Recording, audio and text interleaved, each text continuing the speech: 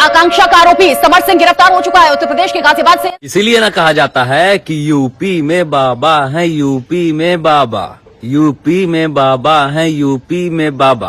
पीड़ित के न्याय और दोषियन के फांसी बा। तबे नु योगी जी में दम बा, हर हर हर बम बा।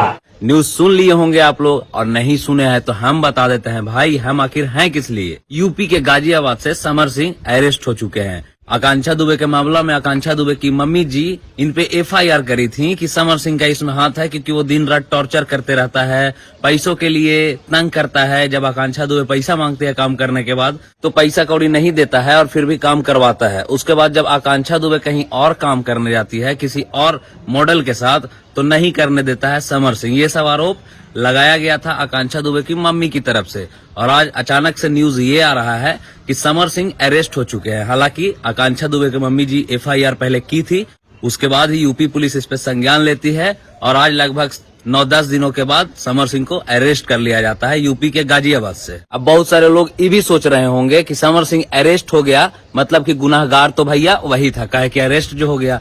तो ऐसा नहीं है भाई।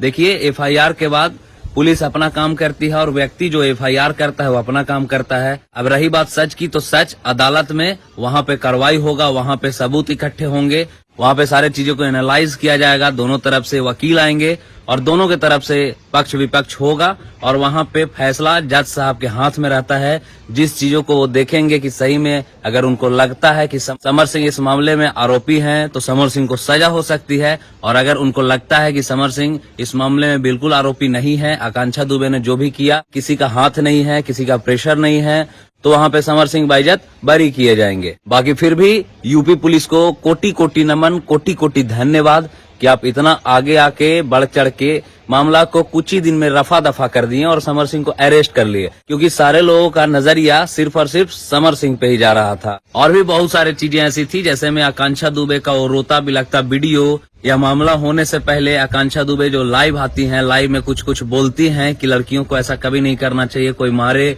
तो सहना नहीं चाहिए, चाहे वो कोई भी हो, बॉयफ्रेंड हो, पति हो, चाहे कोई भी हो, फर्स्ट डे से ही अपने में सुधार लाना चाहिए।